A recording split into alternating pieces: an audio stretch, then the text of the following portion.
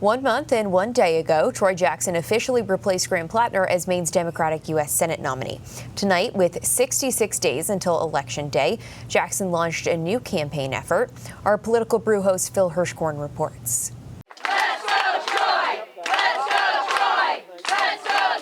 More than 100 women turned out for the first Women for Troy event in a backyard in Brunswick. The former state Senate president recalling his formative years as a logger. Government is supposed to work for everyday people, and all these issues, there's more of us than there are of them. Cynthia Finney, president of the Maine AFL-CIO, one of many unions backing Jackson, credited him with sponsoring laws for child care subsidies and universal free school meals. Finney and the group Reproductive Freedom for All praised Jackson's evolution on abortion rights, from strongly opposed to fully supportive. This is what we want in a legislator, someone who listens, learns, and follows through on what they learn.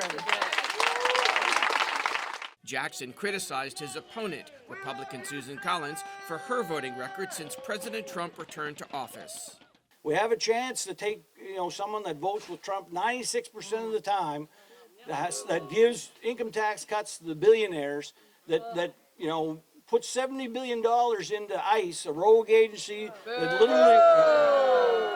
literally murdered a man in Biddeford for nothing more than going to work. In response, the senator's spokeswoman said Susan Collins has always been pro-choice and a champion for Maine women. Troy Jackson unfairly distorts her record in an attempt to hide from his own. Troy spent 12 years in elected office as a staunch opponent of reproductive rights, bullied his female colleagues when he was Senate president, and this year was Graham Plattner's strongest supporter, even in light of his despicable comments blaming women for their own rapes.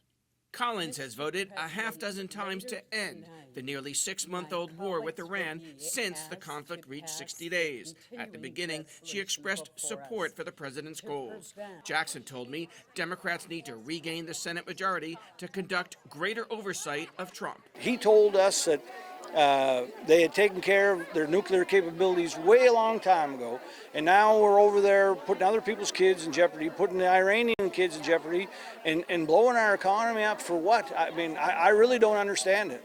Jackson said he never dreamed of being in this position until last month, when Graham Plattner dropped out of the Senate race. Next week, Jackson takes a page from the Plattner playbook, hosting his first 3 campaign town halls. In Brunswick, Phil Hirschkorn for News Center, Maine.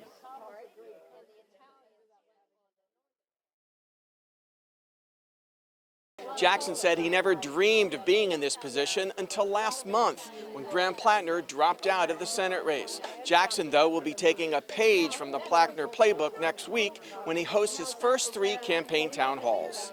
In Brunswick, Phil Hirschkorn for News Center, Maine.